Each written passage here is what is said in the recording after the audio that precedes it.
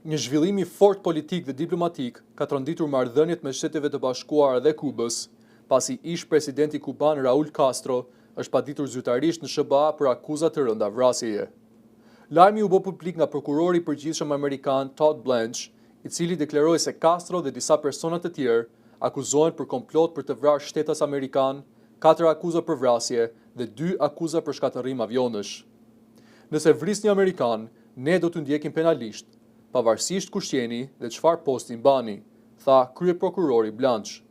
Akuzat lidhen me një incident të vitit 1996, kur avion ushtarak kuban rrëzuan 2 avion të një grupi emigrantësh kuban në mision humanitar, duke shkaktuar vdekjen e 4 personave.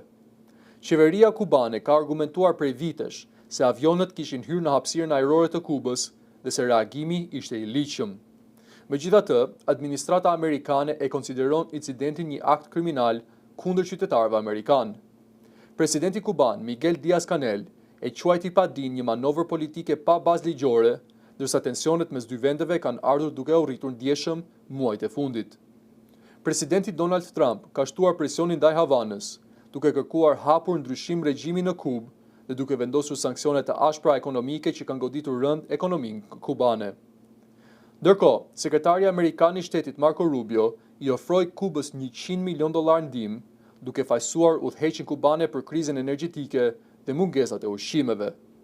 Raul Castro, tashmë 94 vjeç, mbetet një figurë me ndikim në politikën kubane, megjithse nuk ka prova që ai të ketë lënë vendin apo që Kuba të pranojë ekstradimin e tij drejt Shteteve të Bashkuara.